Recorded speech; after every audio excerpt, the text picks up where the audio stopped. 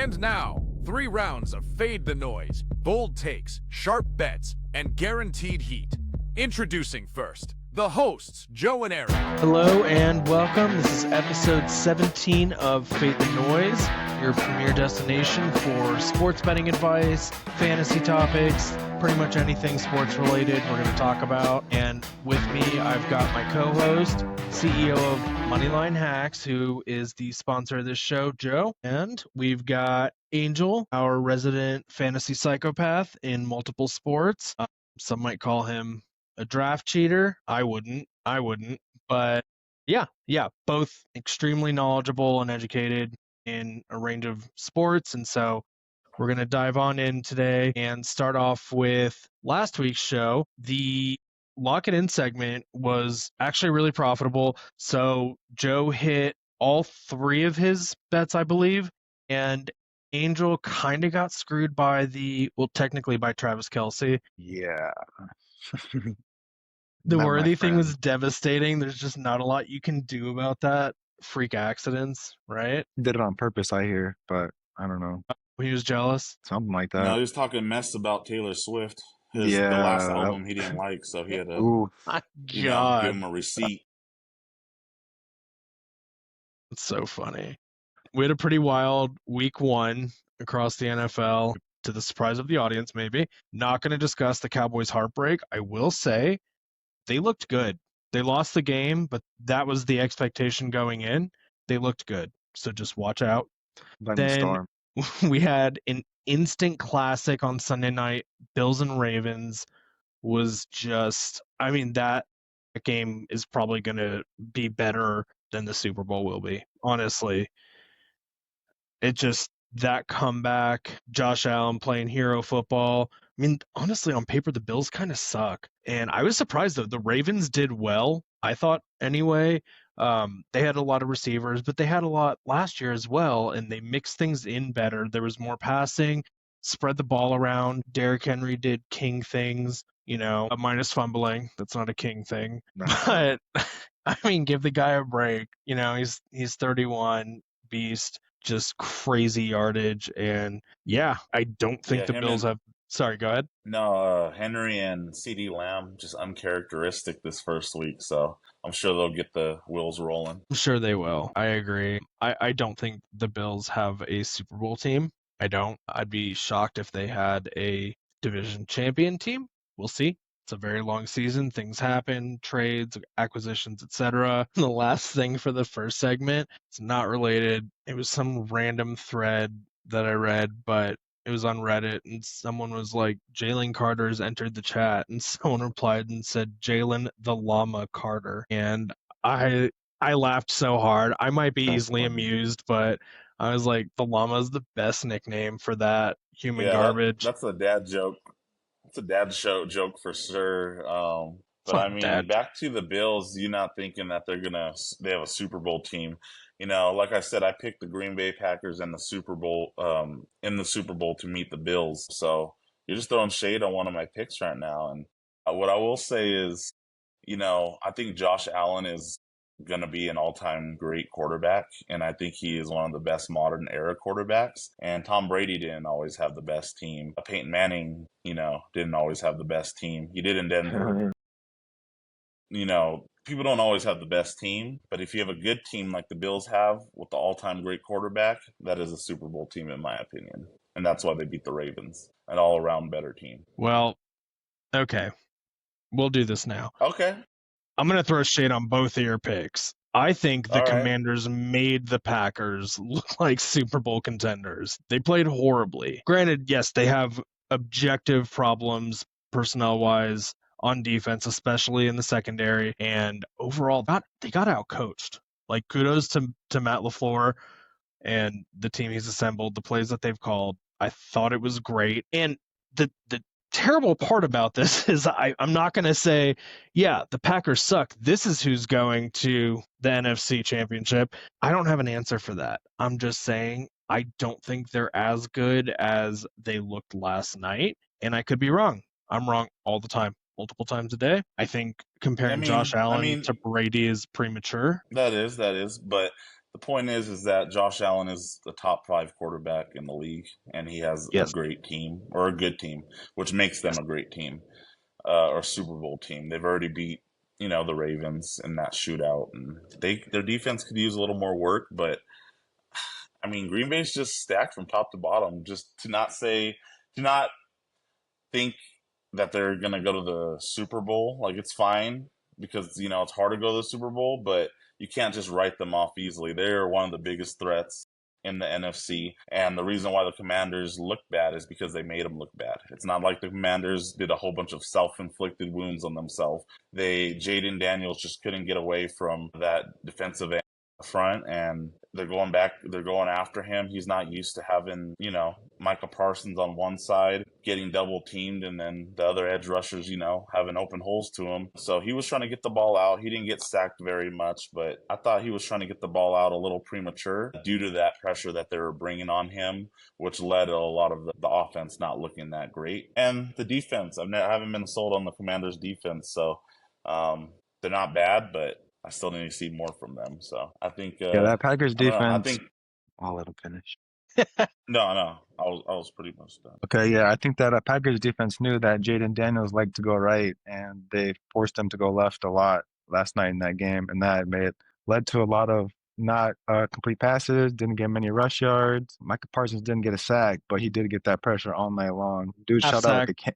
half sack, even better. Dude shot out like a cannon each time. Like, it's just insane to play against that defense. Jordan Love, bro, he's just choking the ball downfield so many times during the game. It's like he's only gonna get better. Matthew Golden, I maybe bet on his receiving yards. Didn't have too many. Did have 2 carries, but he has that Olympic speed. So look for him to catch some more balls. But yeah, that Packers offense and defense is looking a little scary for my liking. Yeah. I hope Golden drowns in balls, honestly, my fantasy team. But yeah, you both make great points across the board. Micah Parsons was a huge impact. Regardless of defensive statistics, he was significantly accounted for as far as game planning goes. I heard at the end of the game, the Packers fans were chanting, "Thank you, Jerry," which makes me upset, but I get it. They weren't only chanting that. There was like a house across the street that had a fence painted, and it said "Thank you, Jerry," and Jerry was crying in like a cartoon type of That's messed up. art. So Too they're soon. going Too hard over soon. there. Yeah, it's sad. Every time I I see get them, it. it's like I get it. Jerry's losing it. Yeah, 100%. So we're going to see how the season develops. Honestly, the first month doesn't count, in my opinion. Things are going to develop. People will get hurt. Lost Jaden Reed last night. People are going to step up. Romeo Dobbs, new number 1 until Golden finishes getting his feet wet in there, and I think he'll step up as well. Yep. And Tucker Kraft, massive game. Yeah, they have Dude some went weapons. off. They have some weapons. Like, I cannot stand Green Bay, but people are going to learn this year. If you're not on the Green Bay train, you guys will be by the end of the year. Now I see why only one of us has a star behind him. September 28th, Sunday Night Football, Packers and Cowboys. We'll see what happens.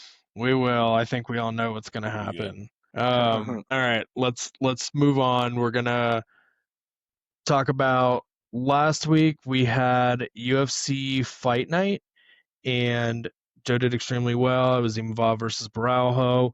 Main event went to decision, and who won again? I forgot already. So Imavov won. We had a great card last week on VIP.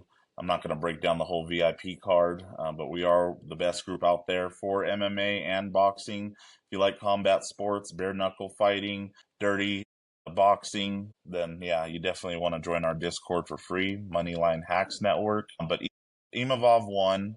The best bet I gave out on the show was for that to go the distance. It did go the distance, and Imavov did cash that dog money. So, pretty successful. So we like to see. Yeah. Well done. So, very well done. My boy's a combat junkie. So, tomorrow we've got a very interesting UFC Noche card highlighted by Gene Silva, I don't know. I won't pretend to, versus Diego Lopez. And Lopez is on my list of 3 fighters that I cannot stand to look at, but I actually support. along with Max Holloway and Raul Rosas Jr. Although I will say Raul is the ugliest person by far in the history of the promotion.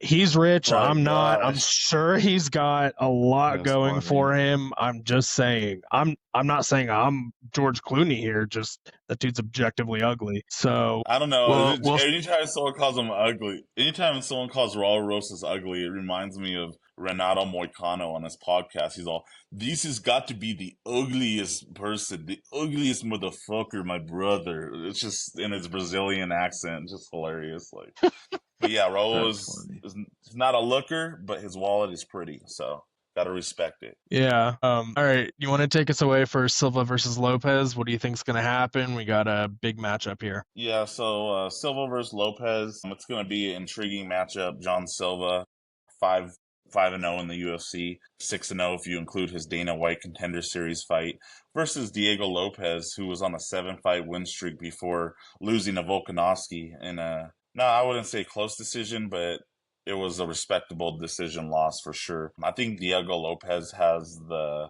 higher quality opponents that he's faced and beat. I think the quality of your opponents in MMA matters more than any other sport in the world for MMA. I think the quality of opponents, if you're really trying to look at a key factor in picking anything, always look at the quality of the opponents. And I think that Diego Lopez has that over John Silva. John Silva hasn't faced nobodies, and he's went up in competition gradually, but he still has not faced the level of opposition that Diego Lopez has faced. We don't know if John Silva can go the distance with the Volkanovski, but we do know Lopez can. So, it's going to be a contrast of styles here. John Silva has 12 knockouts out of his 16 wins. I think he's 16-2 overall.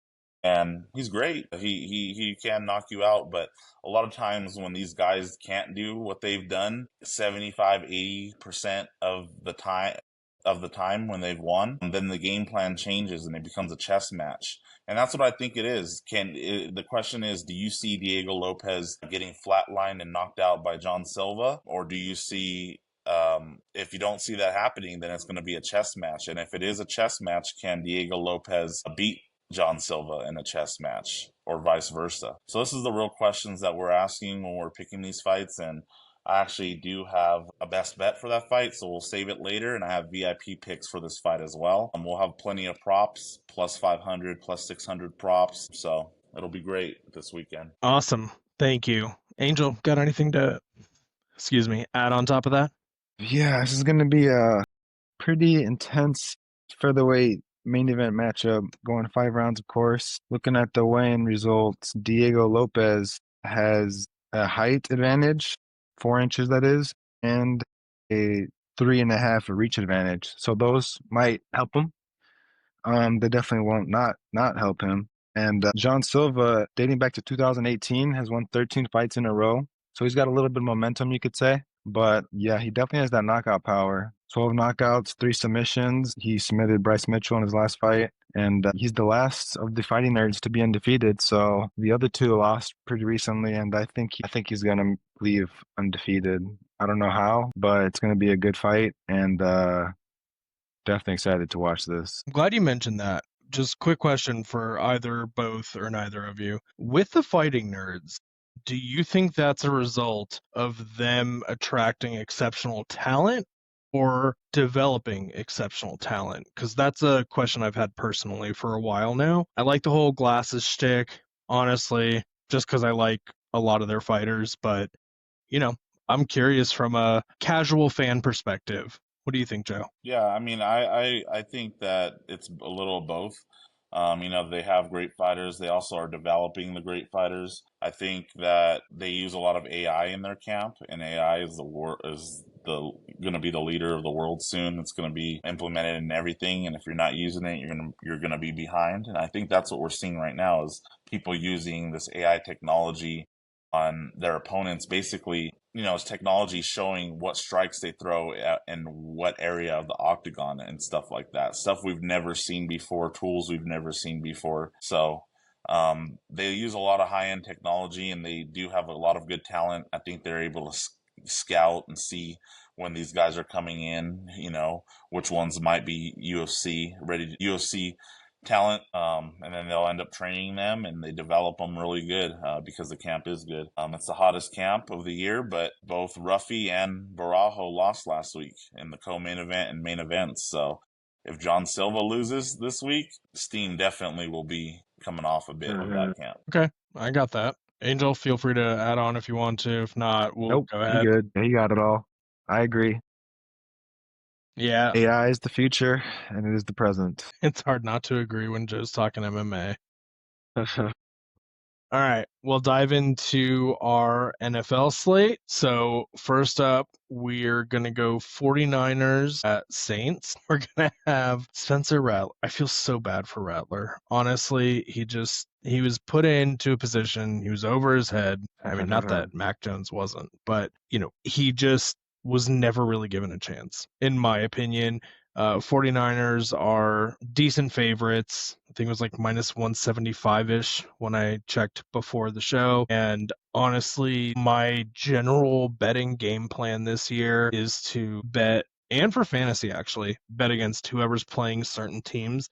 And the Saints are one of them. I might have Alvin Kamara on my team in one league, but otherwise, no one's expecting anything. It's a clear rebuilding / we don't know year. And I think the 49ers are favorited for a reason. So, Angel, what do you have to share with us about this game? Yes, we got the 49ers at the Saints. So it will be a home matchup for the Saints. Mac Jones getting the start for an injured Brock Purdy. He may be out for a few weeks, not too sure exact when he'll be back, but they did get Mac Jones from the Jaguars, and he made 7 starts for them. Didn't really deliver solid numbers like he did when he played his first year for New England, but I think that he still has some weapons. I mean, they lost Kittle too. They don't have Ayuk. Juan Jennings is probable right now, but Ricky Pearsall, look for him to have a big game. That's kind of like his only target. I mean, they got Jake Tongas, backup tight end, filling in for George Kittle. He did catch a touchdown last week, so look for that to happen. But yeah, I mean, 49ers are favorited. Even with all the injuries, I still think they're more talented than the Saints with what they have right now. The Saints have lost 7 of the last 8 week 2 games, and that trend may continue. Rattler did have a decent game last week. He went 27 for 46. That's the most passes he's ever thrown in his career. I mean, he hasn't had too many starts, so short career, but he did have 29 rush yards on 4 carries, and he did not commit a turnover. So that is probably one of the highlights. But they had a chance to tie the game against the Cardinals in the end, but he just couldn't do it in the last drive. But I think he needs to have a better showing today. Otherwise, he might lose that starting job. And yeah, I think McCaffrey, he's still healthy at least. Look for him to have a bigger game. Maybe even get some Wildcat. We'll see what happens with that QB situation. But I'm leaning. I don't blame you. I just looked up who the Saints backup is. It's Tyler Show. Yep. That poor franchise. I don't know how I never noticed this before now, but when you first said Mac Jones, I grew up in Houston, audience, and a couple months ago I remembered all the Mike Jones songs. Yeah. And so now it's going to be stuck in my head for the rest of the day, but it's going to be Mac Jones. Yeah, you're spot on though. Let's see, Joe, got anything to add on top of that? What do you think about that? Yeah, so we have 49ers versus the Saints. This is the first NFL meeting between Jones and Rattler. Kittle did get hurt, right? He's on the IR for 4 weeks at least. Okay. Yep. Yeah, because I saw Kendrick Bourne to patch the wide receiver depth until he's, back. So we'll see how that goes. And, 49ers got their defensive coordinator, Robert Saleh, back. That's pretty good. Should be schematic chess. Brendan Staley for the Saints is not a bad coordinator as well. So I'm honestly expecting this game to go lower. And that's my best angle on this game. The line did come down. The money line did come down a bit for the Niners. Once the Purdy news came out, we don't trust Mac Jones. His cards were selling for over $100,000 at one point. Damn. So I know those people are crying right now. It was the rookie year, probably. Oh yeah, it was his rookie year, and I know those people are holding on, hoping he sparks something with this weekend. Hell yeah! Good luck to them. Juwan Jennings, he had some shoulder issues. He's trending day to day. So yeah, it looks like a lot of pieces are missing. Defense is going to be on point. Go with the under on this match. I like that angle. I do. And I do think any Mac Jones rookie card holders are going to be well compensated within the next few years because there will be a resurgence and everyone's going to be like 281, 330. I'm just kidding. Mike Jones. Who's Mike Jones? Yeah, no, great breakdown. Super accurate angle. I completely agree, especially on the defensive coordinator front.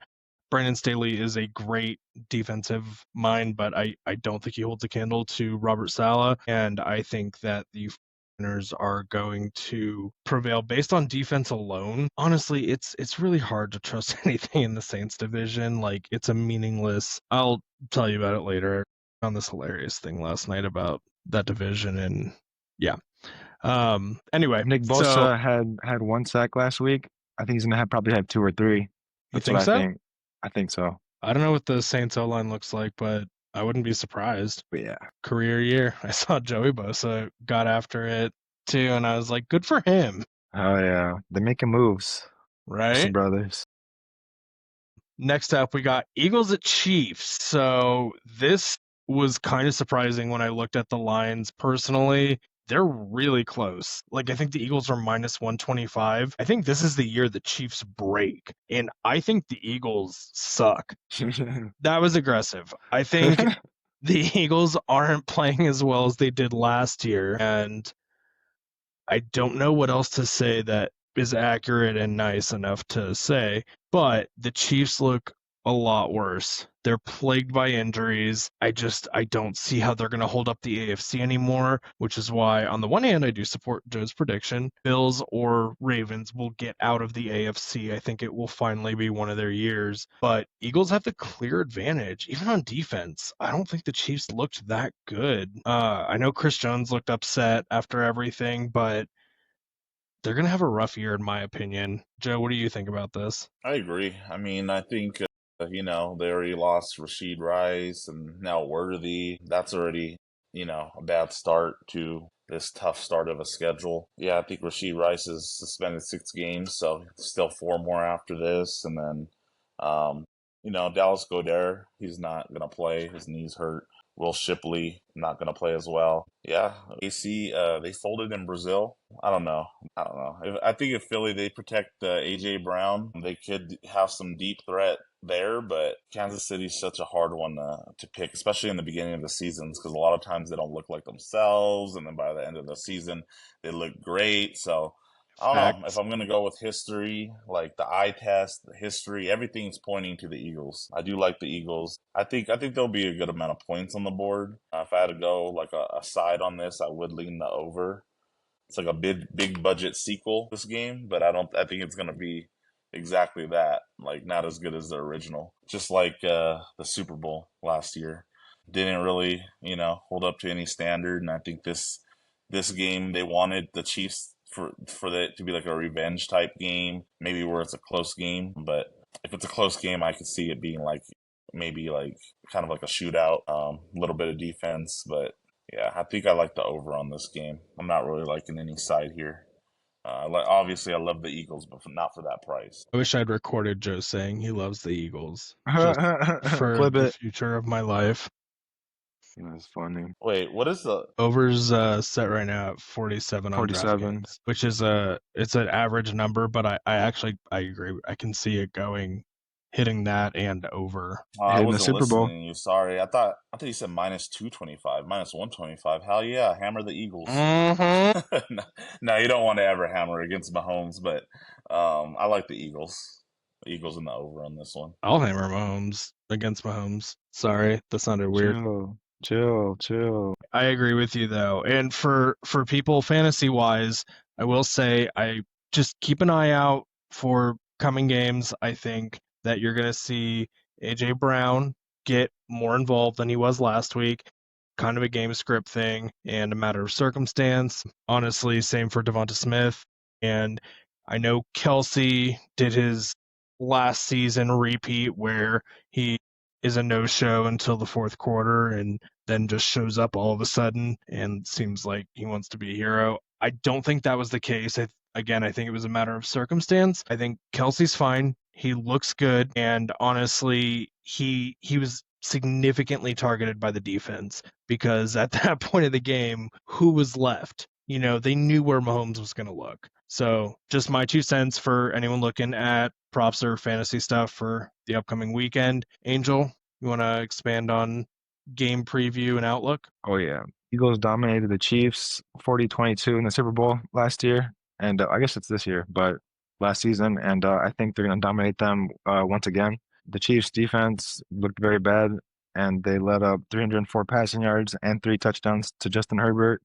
They made him look real good. I don't know what their defense is doing. They lost Xavier Worthy last week after being knocked out of the game due to Travis Kelce in that collision after only playing 3 snaps. They say he has a dislocated shoulder, but he didn't practice Wednesday, but he was limited at practice Thursday with some extra padding on his right arm. So that is something to look out for. Mahomes, 258 passing yards, 1 touchdown, 57 rush yards, and 1 TD. He led the Chiefs in rushing last week, which is not good. They only rushed the ball 10 times the whole game with the combination of Kareem Hunt and Isaiah Pacheco, and it just did not go good. Usually teams run more than 10 times. They got 41 yards out of those two running backs, and Mahomes got 57. So yeah, leading rusher, they definitely need to take some of the weight off of Mahomes because he doesn't have, his number 1 or 2 wide receiver out there. But Hollywood Brown, he did receive 16 targets, 10 catches for 99 yards, and I think he might be in line for a couple more targets.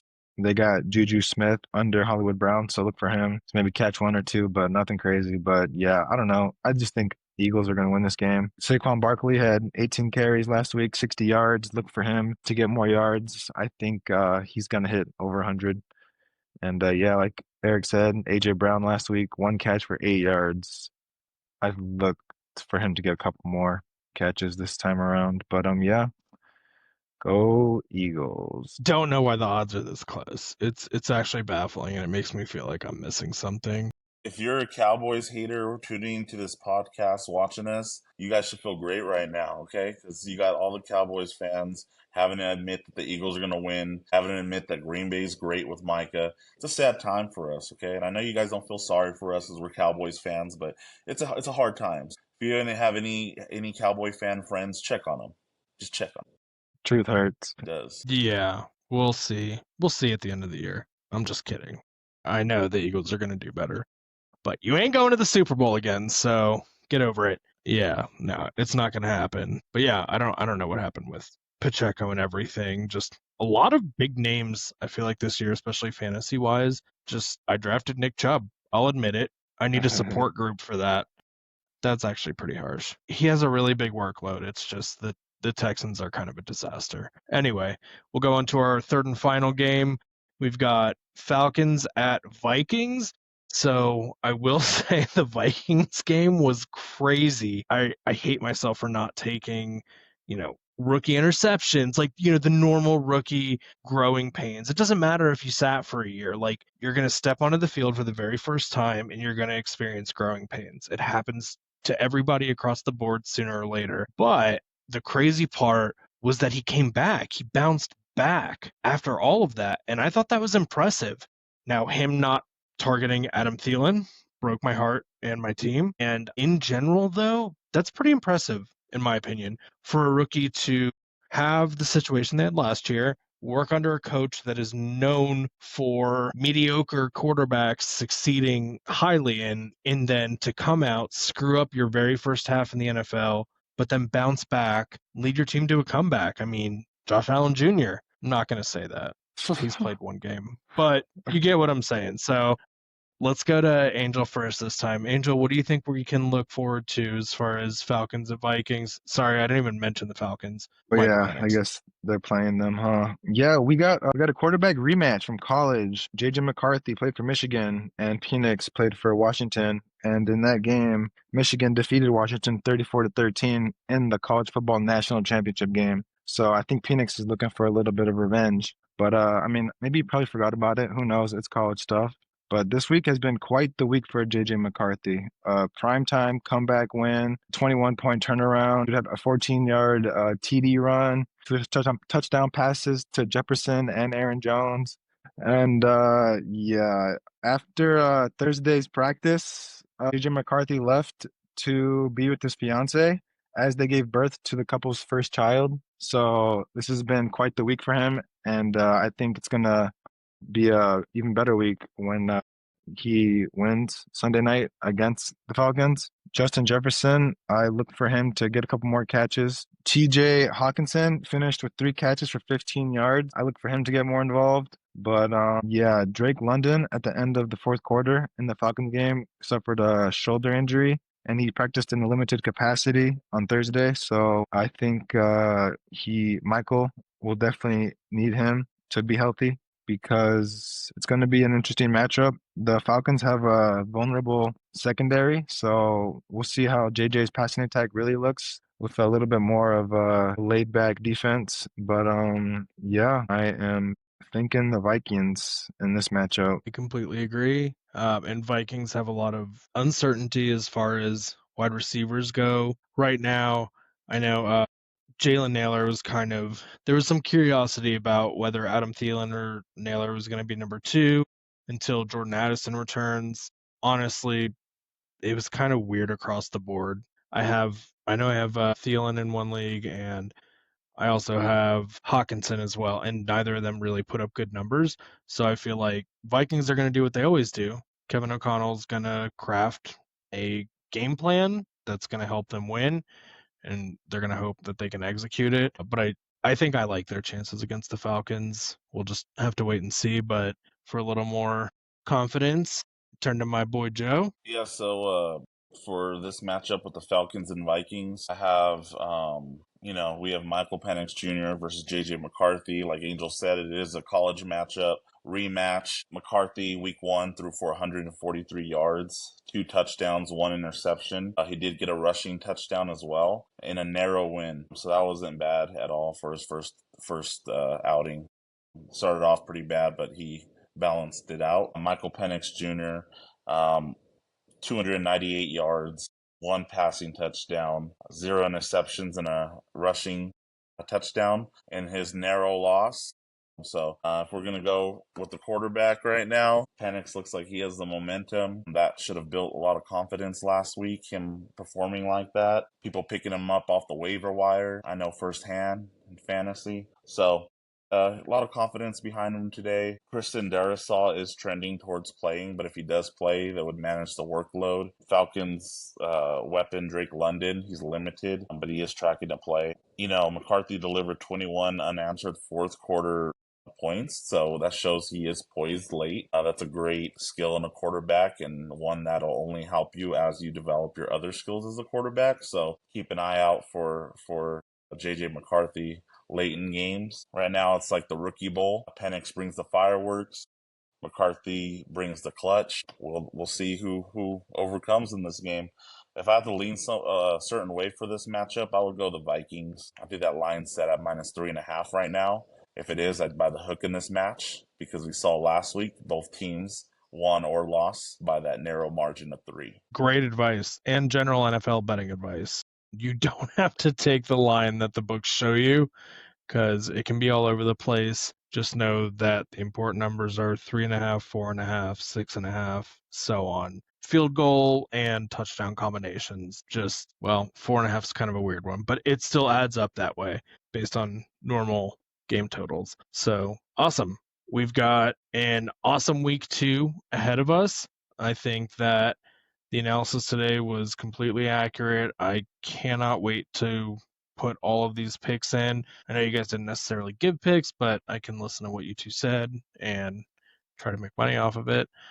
Yeah, so we're going to head on into Lock It In right now. And let's start off with Joe. What do you got for this week's Lock It In segment? Yeah, so for this week's Lock It In segment, I have 2 best bets. Best bet number 1.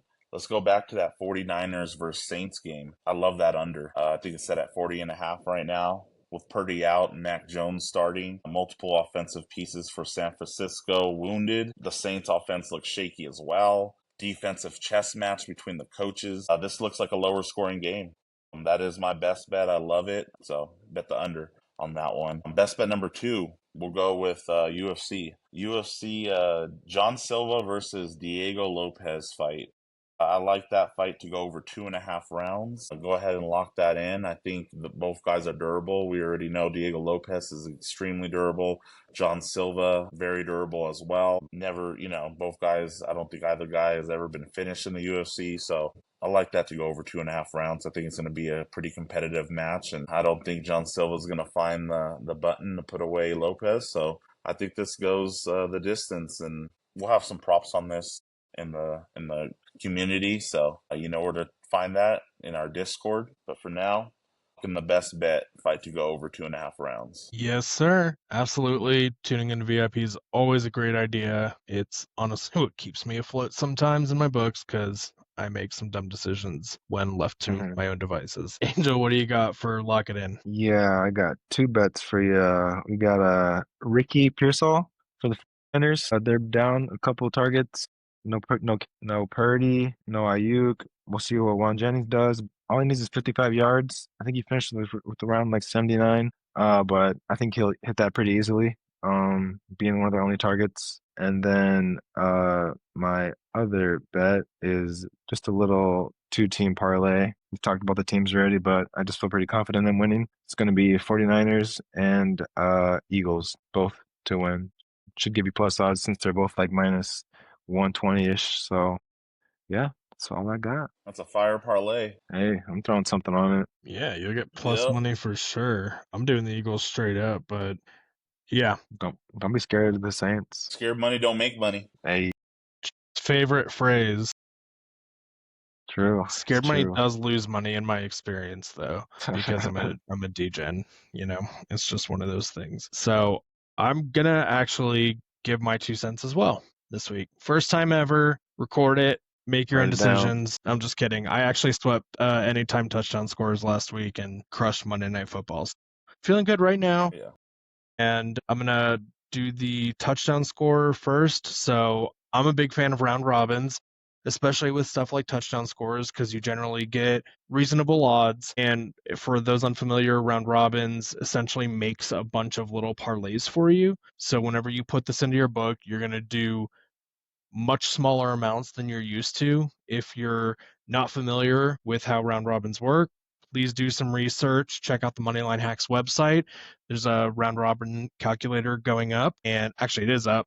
And it will help you understand how the different picks work. I would just say if it's your first time, be responsible. But otherwise, for the matchups that I'm seeing on Sunday, I would say Bryce Hall, Tyrone Tracy Jr., Derrick Henry, Chase Brown, Kyron Williams, James Conner. I'm not going to lie, I cannot decide between David Montgomery and Jaylen Warren. Audience choice, or ignore it altogether. Doesn't matter. It essentially makes a bunch of parlays. So if you think, say 3 or 4 out of those 6 guys are going to hit, it ends up being really profitable. But the benefit is that you can lose a leg or 2 and still make money on it, or not lose your ass, depending on how much of a degen you are, because I've made that mistake 1,000 times. Curious to see how that goes. I agree with them about Eagles money line, and I haven't really given much consideration, so I'm not going to do anything else for this show. But going forward, I'm usually good at moneyline parlays or teasers or same game parlays, so just stay tuned. I'll give it my best effort going forward after this week, and hope the touchdown scores hit. And otherwise, yeah, I hope everyone has a great weekend. Have some alcohol, eat some football food, pray for rain, bring fall on. Tired of sweating. And yeah, everyone have a good one, and we'll see you next week. Thank you for watching, and thank you to Moneyline Hacks. Let's cash. Cowboys.